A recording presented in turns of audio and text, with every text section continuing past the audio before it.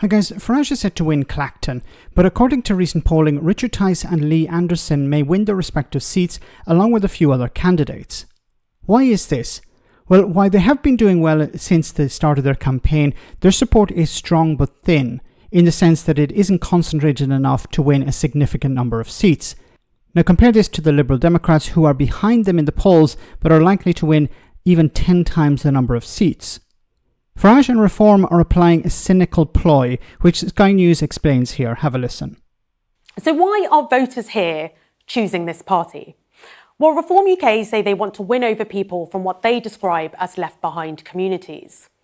And if we look at the places where their message is cutting through, we can see that they do experience higher levels of deprivation than the rest of the country. This index here, it measures things like income, education, health, and housing.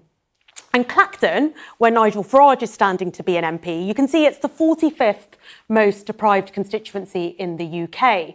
And then on the opposite end, we've got places like Surrey Heath and mid Buckinghamshire, usually Tory heartlands. But how much does Reform have to offer people living in places like Clacton? Well, let's take a look at their biggest policy on tax. This is what Nigel Farage had to say about it at the party's manifesto launch. But I think the most innovative policy that we've put out in here is to raise the level at which people start paying tax to £20,000 a year. That would be a good thing, of course, for those on low pay. OK, so Reform UK want to raise the basic rate at which people start paying income tax to £20,000 a year. But they also want to increase the threshold at which people start paying the higher rate to £70,000 a year. And this would reverse the stealth tax that the current government has put in place by freezing those thresholds. But the way Reform UK have chosen to unfreeze the thresholds is overwhelmingly regressive. It's the highest earners who benefit the most. Take a look at these bars behind me. This is the top 10% of households in terms of disposable income. People in this category have more than £3,000 left over each month after paying their direct taxes, their council tax and housing costs. These are single adults, by the way. And they stand to gain a massive £5,983 in additional disposable income as a result of these changes. But then let's take a look at the bottom 10%. Now, households in this category have less than £700 a month to spend on things like food and heating.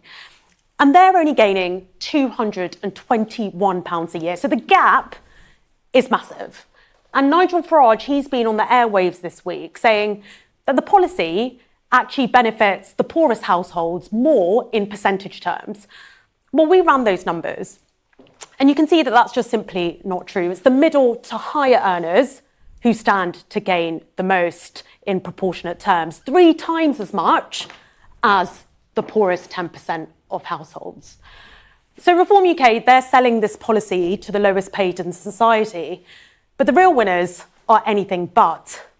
This is a party who say they're for the working class with big tax cuts to offer the top 10%. Of course, it's always the case.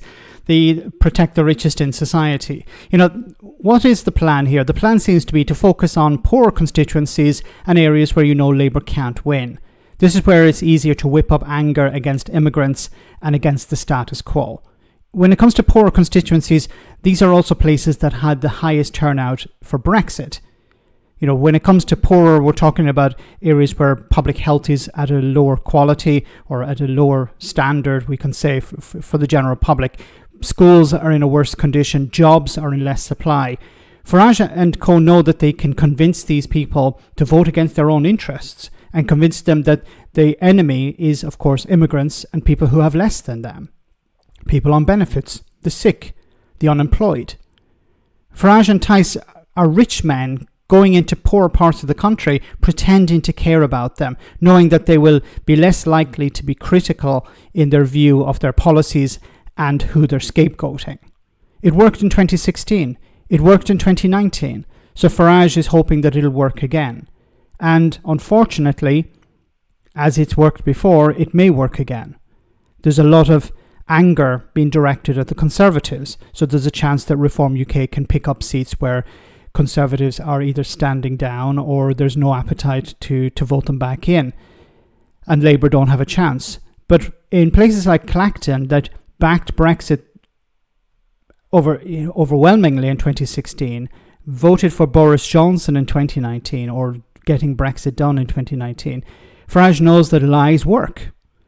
Convince these poorer people that I'm here to fight your corner, when in reality he's not. His policies are not about helping the poorest in society, it's about helping the richest in society. That's what Brexit was all about as well.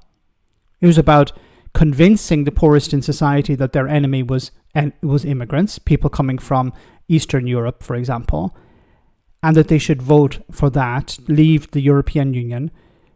But in reality, it was to help the richest in society, avoiding paying taxes, helping them to run roughshod over worker protections, environmental protections, to deregulate. This was the motivation behind Brexit for the richest. But they couldn't have got it over the line without a tool, a vehicle, and that was, of course, racism and immigration. Clacton will be won by Farage, I'm pretty sure. It just remains to be seen how many more seats he can win. Let me know in the comment section, guys, what you think. As always, your comments are greatly appreciated. Thanks a lot.